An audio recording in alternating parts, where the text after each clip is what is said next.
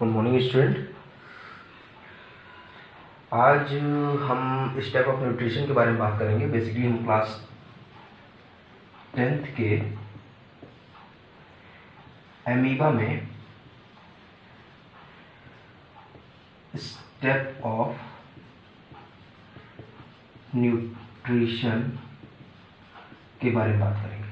जैसे previous lecture में बताया था कि स्टेप्स ऑफ न्यूट्रिशन बेसिकली पहला होता है इंजेशन, दूसरा होता है डाइजेशन, तीसरा होता है एब्जॉर्प्शन, चौथा एसिमिलेशन और पांचवा होता है इजेशन। तो ये सारे टॉपिक है जिसको आज हम लोग कवर करेंगे। तो यहाँ पे पहले हम लोग कुछ एमीबा के बारे में जानते हैं। एमीबा के बारे में पहले आप लोग सबको पता ही होगा। पहला पॉइंट ये होगा कि एक यूनिसेलर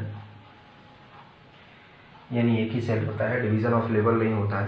डिवीज़न ऑफ लेबर नहीं होने की वजह से ये एक सेल एक समय में एक ही काम कर सकता है, डिफरेंट वर्क ये परफॉर्म नहीं कर सकता है। पहला पॉइंट। दूसरा पॉइंट हम लोग देखते हैं इसमें कि इसके पास कोई यानी इर्रेगुलर इन शेप होता है, इर्रेगुलर इन शेप। तीसरा point holozoic nutrition, holozoic nutrition. Holozoic मतलब होल ऑर्गेनिज्म को ये इनगल्फ कर लेगा। इनगल्फ मतलब घोट लेगा, होल ऑर्गेनिज्म को ये इनगल्फ कर लेगा। तो ये 3 पॉइंट हुए। और भी आप लोग पढ़ते हुए आए हैं। चौथा पॉइंट, ये फूड लेता है, इसके पास पैर नहीं होता है, तो बेसिकली ये सीडोपोडिया बनाता है। सीडोपोडिया यानी pseudo is equal to false और podia is equal to feet. False feet लेता है। तो अब शुरू करते हैं। तो ये सारे स्टेप्स को हमको एमीबा के डायग्राम को समझते हुए ये परफॉर्म करता है। देखते हैं वैसे, ठीक है। तो अगर हम कैसे भी स्ट्रक्चर बना दें तो ये एक एमीबा बन गया। ये इसका न्यूक्लियस है। यहाँ खूब ढेर सारे इसके वैक्यूल्स होते हैं। वैक्यूल्स कितने ही बना सकते हैं आप लोग, ठीक है। तो ये इसका न्यूक्लियस और ये सब इसके वैक्यूल्स हो गए, ठीक है। अब नेक्स्ट स्टेप में देखते हैं इसको। सपोज कर लो यहाँ पे अगर कोई फूड पार्टिकल है, ठीक है, तो ये एमीबा क्या करेगा, अपना एक फॉस्फेट बनाएगा। ये इसका न्यूक्लियस, यहाँ पे इसके वैक्यूल्स, खूब ढेर सारे वैक्यूल्स। ये क्या करेगा, इसको बोलते हैं सीडोपोडी।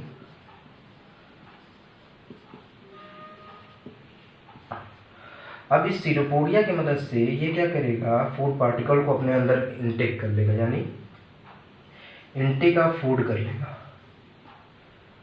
ये मान लो कि ये न्यूक्लियस है, इसके अंदर ये वैक्यूल्स है। अब यहाँ पे ये फूड पार्टिकल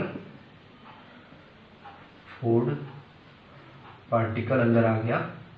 तो ये बेसिकली इनटेक ऑफ फूड हो गया, यानी इंजेशन हो गया।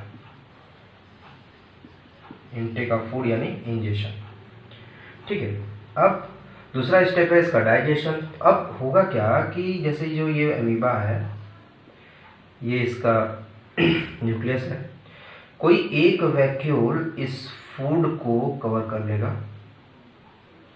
कोई एक वैक्यूल, बाकी सारे वैक्यूल ऐसी तरह रहेंगे। अब वो जो फूड वैक्यूल इसको कवर किया है वो उसको ब्रेक में तोड़ देगा, ठीक है। यानी लार्जर फूड पार्टिकल जो है स्मॉलर पार्ट में टूट गया, तो इसको बोलते हैं डाइजेशन। डाइजेशन हो गया। नेक्स्ट आता है एब्जॉर्प्शन। एब्जॉर्प्शन और एसिमिलेशन दोनों एक साथ बताएंगे। तो अब क्या होगा, जैसे मान लो कि ये एमीबा है, तो ये इसका न्यूक्लियस हो गया। यहाँ तो मान लो वैक्यूल है, यहाँ वैक्यूल है, यहाँ वैक्यूल है, खूब ढेर सारे वैक्यूल है। तो एक वैक्यूल को छोड़ करके बाकी में जो डाइजेस्टेड फूड जो होगा, जो फूड डाइजेस्ट हो गया होगा, वो एब्जॉर्ब हो जाएगा एक वैक्यूल को छोड़ के। मतलब ये वैक्यूल को छोड़ करके बाकी सारे फूड में क्या हो जाएगा, एब्जॉर्प्शन हो जाएगा। यानी यहाँ पे बिल्कुल तो एब्जॉर्प्शन हो गया। और जब ज़रूरत होगी तो ये वैक्यूल क्या होगा, पिंच करेगा, यानी दब जाएगा। कोई वैक्यूल इसमें से जिसमें फूड एब्जॉर्ब हुआ है वो वैक्यूल दब जाएगा और इस एमीबा के सेल को एनर्जी देगा। तो यानी एब्जॉर्प्शन और एसिमिलेशन। एसिमिलेशन का ही मतलब होता है कि जो फूड एब्जॉर्ब हो गया है उससे एनर्जी लेना, उस प्रोसेस को बोलते हैं एसिमिलेशन। तो ये फूड जो एब्जॉर्ब हुआ है हर एक वैक्यूल में, उसे वो क्या कर रहा है, एनर्जी ले रहा है। That is called what, absorb, assimilation. ठीक है, नेक्स्ट स्टेप में आते हैं। अब जो ये फूड होगा उसका कुछ वेस्ट प्रोडक्ट होगा। जैसे मान लो एक वैक्यूल ये खाली था, उसमें खूब ढेर सारे वेस्ट प्रोडक्ट क्या होगा, इकट्ठा होगा। बाकी वैक्यूल में फूड है, एब्जॉर्ब है फूड। अब ये जो फूड है, ठीक है, ये जो फूड है इसमें जो वेस्ट प्रोडक्ट है, वेस्ट प्रोडक्ट जो है वो धीरे धीरे इस वॉल के किनारे आएगा, इस वॉल पे किनारे आएगा जिसमें वेस्ट प्रोडक्ट है।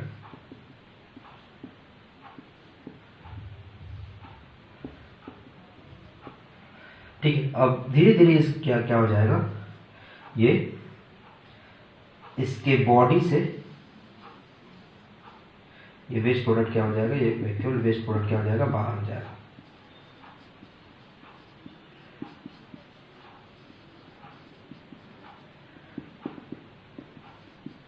वेस्ट प्रोडक्ट क्या हो जाएगा, बाहर हो जाएगा।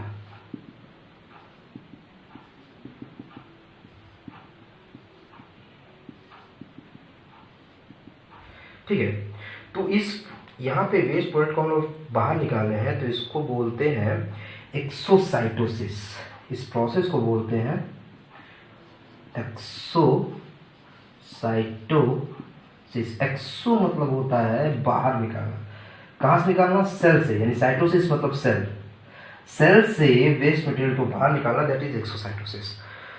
तो यहाँ पे मैंने एमीबा को, ठीक है, डिफरेंट स्टेप के मान के, और ये पूरा स्टेप, ये जो स्टेप है, ठीक है, ये बाहर निकाल दिया। तो इस स्टेप को बोलते हैं ईजेशन।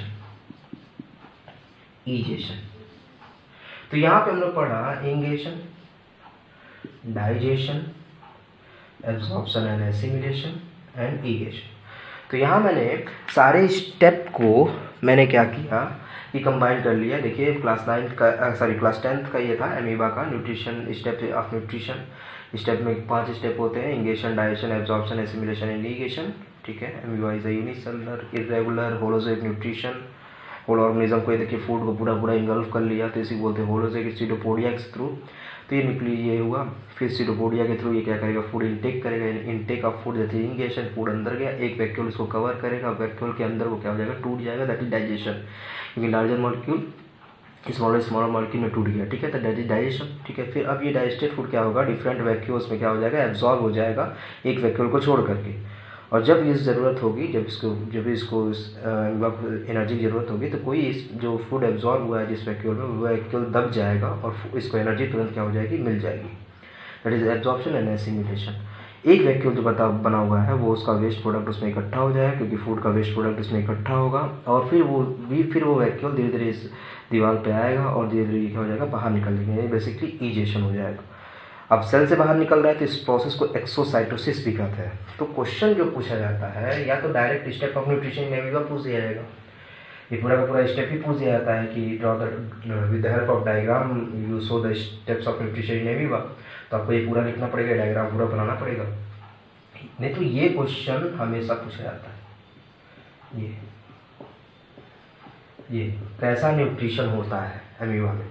तो होलोजोइक न्यूट्रिशन होता है, और किसकी मदद से ये फूड को इनटेक करता है, तो सीटोपोडिया की मदद से। ये 2 क्वेश्चन जो है वो कंफर्म पूछे जाते हैं। ठीक है, नेक्स्ट लेक्चर में हम स्टार्ट करेंगे, पहले तो हम स्टार्ट करेंगे इसमें human digestive system. Human digestive system, पूरा जितना डाइजेस्टिव सिस्टम होता है उसका डायग्राम बनाएंगे यहाँ पे, और एक एक डायग्राम को लेवल देखेंगे। लेवलिंग में थोड़ा सा ध्यान रखना है, क्योंकि एक एक लेवल को हमको बहुत क्लियर देखना पड़ता है, एक एक स्टेप्स को कि क्या होता है वहाँ पे, उसके बाद वहाँ पे कैसे जाएगा, स्टमक के कितने पार्ट होते हैं, स्मॉल इंटेस्टाइन के कितने पार्ट होते हैं, ठीक है, कहाँ पे डाइजेशन होता है, कहाँ पे डाइजेशन नहीं होता है, तो वो नेक्स्ट लेक्चर में होगा। This is all about today's. Thank you.